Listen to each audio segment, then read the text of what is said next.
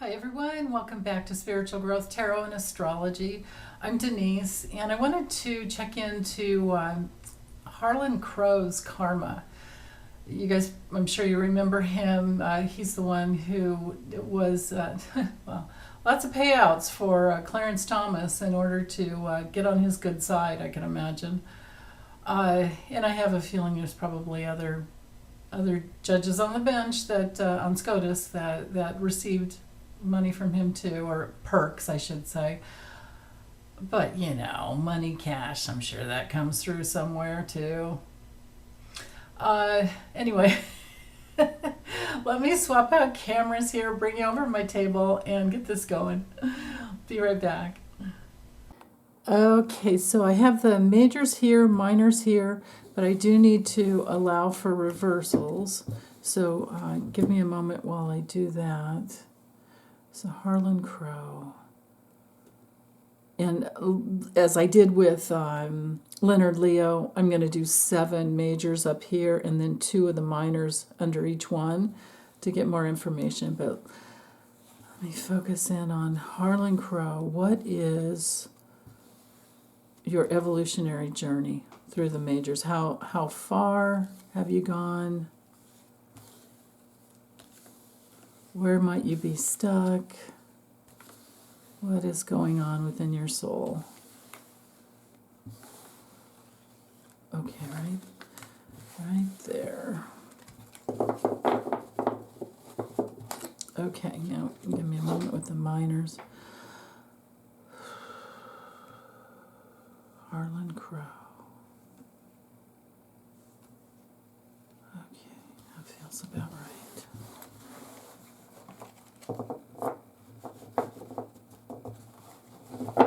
Okay. Harlan Crow.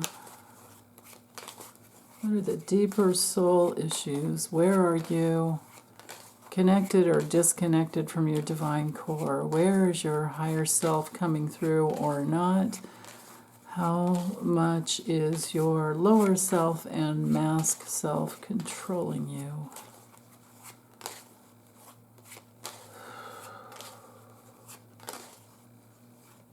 Okay, right there. Ah, ye doggies. Ooh. Whoa, this guy's worse than, my goodness. This guy's worse than Leonard Leo. Wow. Okay. Yeah.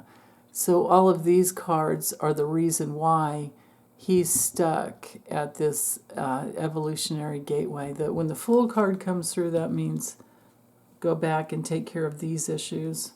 And then, but still, that twist of fate there. Wow. Okay, so there are the majors.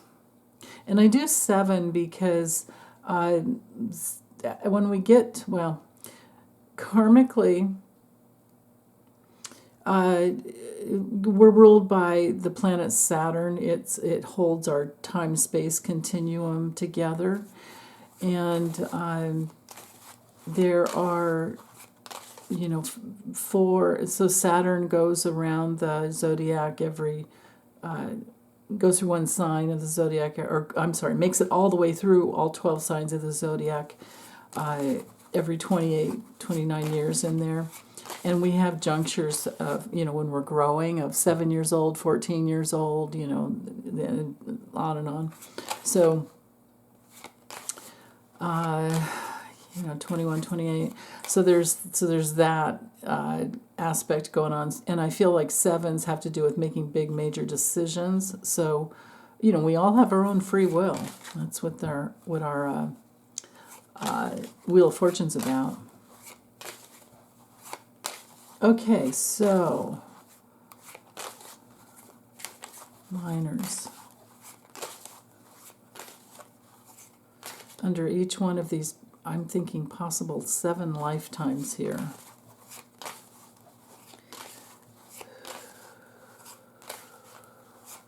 Right there, okay. That's interesting. Oops, I need to move things up just a little bit. I'm off the edge of my table over here. Ooh, man, this guy has a lot of whoa. All these reversals are like, go back. You cannot pass go. Oh yeah, the big stick for bullying and relationship there. Okay, let me just keep going here. Stop talking for a second or more. Always cracks me up when we say, "Oh, give me a sec, give me a minute," and it's like 10 minutes later. Okay. So, chopstick time. So with the coming through here with the Emperor reversed, my goodness, this is somebody who abuses their power and who's been very rigid within that power, big overblown ego, super cold. It's the opposite of the warmth that would come through the Emperor. Yeah, not in his leadership because he's been abusing power, and because of that, he's not been able to make the progress in the growth of his soul. He may have made it financially, but that's not the true test. That's not how it works. So, it's actually a trap. Not that there's anything wrong at all with money. Money is nothing more than energy, and energy is all just it's all about how you use it, right? That's life. Life is nothing more than an energy management issue, or a power management issue, I should say. Power management. Using your divine will or not. Okay, so back to this Two of Wands here. Well, I think he felt like he couldn't progress without abusing, or he was very abused as a child growing up, and through incarnation, it would continue to repeat and repeat and repeat until he could, work it through. But it doesn't look like he's done that. It looks like he's had lots of this could be a father issue for him, where he was abused. His father was cold and inflexible and probably not there. Abused his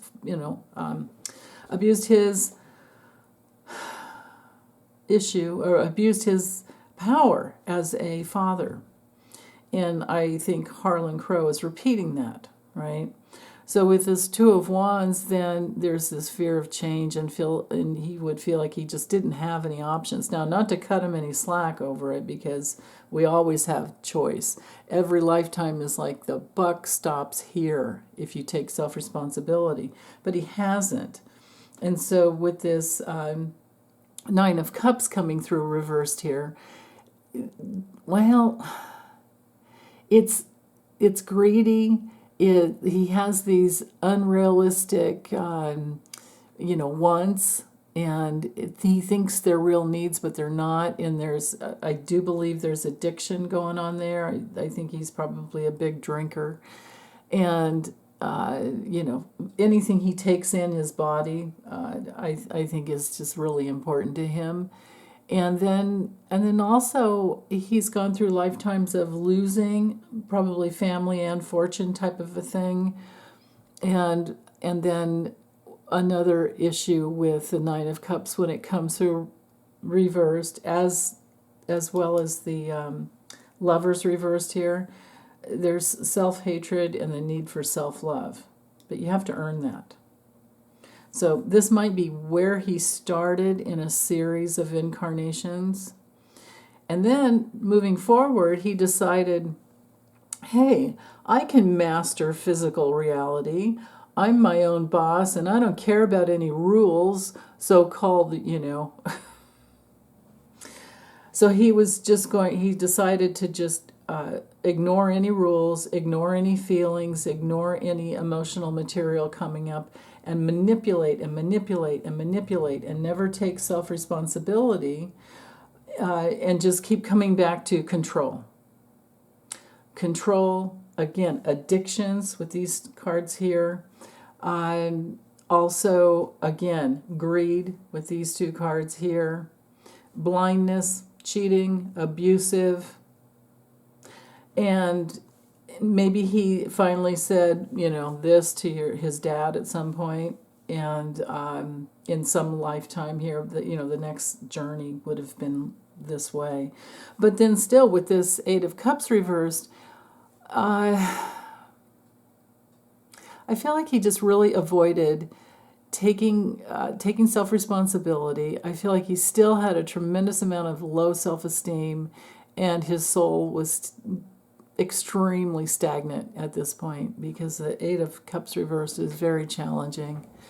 So yeah, okay, then if we're traveling through another lifetime, then with the Sun card, he did have some success. He finally had some financial success and thought he had something to, celebrate, had a lot of prosperity coming through, and he was happy about that. But even with that, he became extremely reckless when we have the Knight of Swords reversed. It's unpredictable. He had the power and he abused it over his family, because there's all these father issues. So there's lots of hatred for the father. And, he never went to the place where he asked, gee, I wonder what my father's childhood was like. He never found any compassion for that. So we've got a lot of blame game going on and low self-esteem. And, when you blame, anytime you blame someone else for your problems, you give your power to them or to the situation. So he might have worked through some bit of material in the spirit world, because he finally then got a successful lifetime to shine and be somebody, I suppose, in his eyes. I'm not talking like that's really the way it is, but have some control. And then he was very unpredictable with that control. He didn't use that power wisely. When we have the Knight of Swords reversed, and especially with this Ten of Pentacles reversed, this brings in this, self-doubt still. And it's also a card, when it comes to reversed, of someone very violent, someone who breaks the rules, and like I said before, just unpredictable. And he played that out with his family members with this Ten of Pentacles reversed. It's then again too, so family feuds, separations are hallmarks of this card. Maybe leaving the lifetime disputing, like when they inherit money, disputing something. And then also too, this possibility of major financial failure. There's that very real possibility that he lost everything. And then we come back in, here's another lifetime, for going through these series of lifetimes here. We have the Lover's card reversed, heading off the lifetime as the main theme, because each one of these are evolutionary gateways. And, he could have had 700 lifetimes for all I know to get to this place. It's just that I don't have that much spare time, and he's not paying me to help him. You know what I mean? So 7 lifetimes here, and 6 of the 6th gateway, the 6 major arcana, is the Lover's card. So with the Lover's reversed, again, arguments, right? Probably chose a family member to hook up with as a lover, and which is kind of creepy to think about, but when you're, those things happen because there are ties to lost love. But the need for self-love, he's lost love in his past lives. He has many regrets. There's tons of arguments. I don't know about the guy in this lifetime, but this is a divorce card as well. And then with the 9 of Wands reversed, he's just exhausted. It's, defensive, coming from, constantly resisting whatever needs to heal within his soul. And again, he's just pushing it all out onto everyone else. And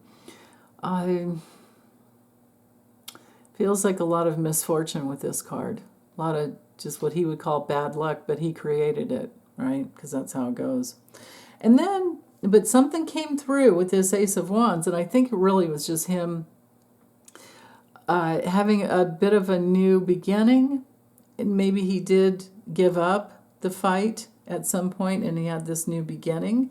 And I say that too because we have the new beginning up here with the Fool. You know, I usually keep well, I don't when I'm reading, but in my mind, in my heart, I keep the Fool out because it's a zero card. We have 22 of the major arcana, but this is 0. The other ones go, you know, we go from 0 to 21. But the Fool's journey is, you know, going through each one of the evolutionary gateways as we go. So he had to start over here. There's something he did say, okay, I give up, you know, because we go through, we have our council of beings that we sit with before we incarnate, and we plan the next incarnation. It's like, okay, we learned this, we got this. Oh, I really messed up there. You know, we have our life review, and then we sit with these wise guides that help us and support us, and then we get to make decisions about the next lifetime.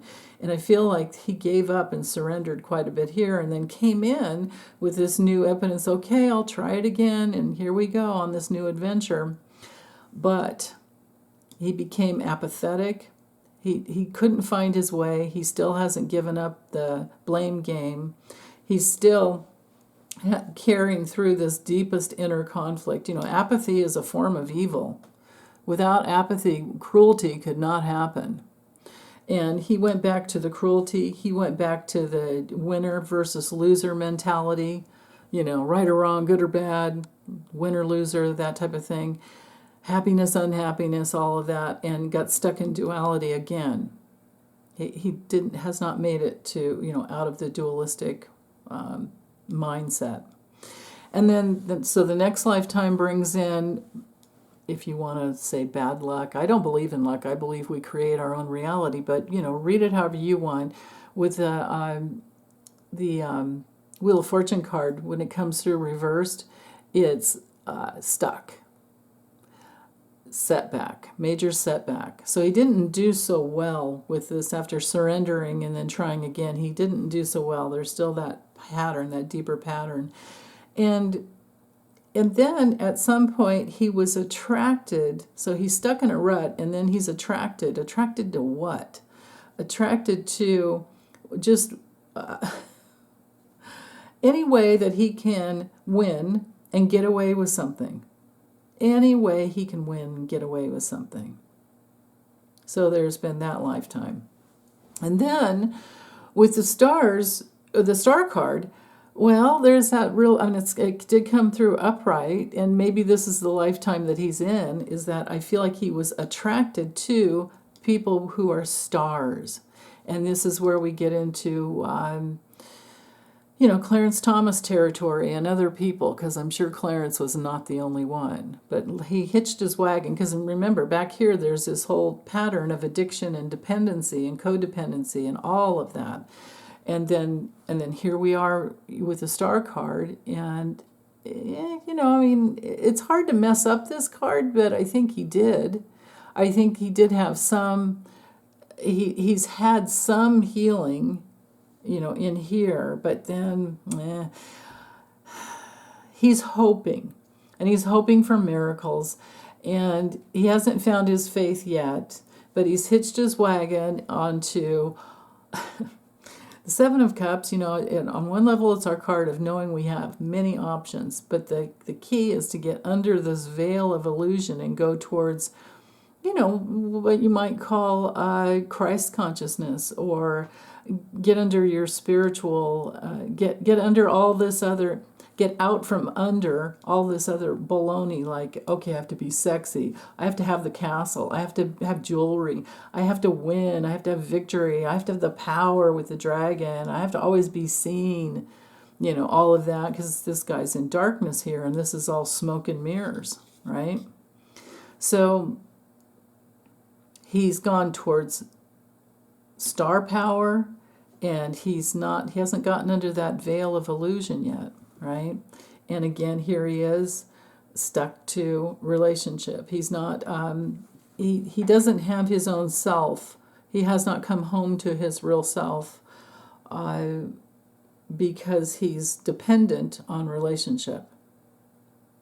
So he's stuck in issues of dependency and codependency, like many humans go through over and over and over. And oh my goodness, it's one of the most challenging things, yeah.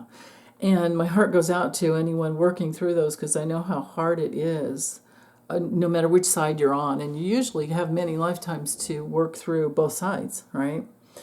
But yeah, he's hooked up with relationships who he thinks can heal him. There's some coming together. But until he decides to independently clear out the need to latch on to star power here and try and get away from things that are his to work through. This card, this Seven of Swords is a card of just walking away from what you need to work on. It's a card of your own self-interest and defeat, arguments and defeat, because eventually people realize you've stolen something from them and they want to come after you. Or in the best case scenario, if you're a highly evolved soul and you get this card, it can be, you're working on something, but then you have to go back and get these other two things because you realized you missed something. Well, he's missed some things, all right. This card here, the Knight of Cups, especially connected up here to the star card, is very telling. He's been attracted to stars. He's stuck, and he's been attracted to star power, and that's the major thing that needs to heal within him, along with the fact that all these cards back here show that he's, and just from what we know about this lifetime, he's been entirely focused on making lots and lots and lots of money, but he knows that he couldn't do it alone. Well, he thinks he couldn't do it alone. We all, we're all interdependent on each other. We all need each other, but we don't have to be a billionaire, and we don't have to grab a hold of and latch on to Supreme Court justices or anyone else. You don't have to latch on. We can create win-win situations where everybody wins, and when we accept that life is dualistic, that we sometimes win, sometimes we lose, but we're still just fine. We don't have to play in these games over here. But so yeah. But he's learned how to manipulate relationship well, is what I can say here. But he's the sneaky Pete, like Lori would say. What can I get from you is basically what he's saying in all of his relationships. This 5 and 7 right here. This is very telling. And notice that when it comes to, when it comes to just looking at a preponderance of the suits, he has a lot of cups, which would show the emotional work that needs to be done. And there's more. It's kind of balanced, except for there's less pentacles.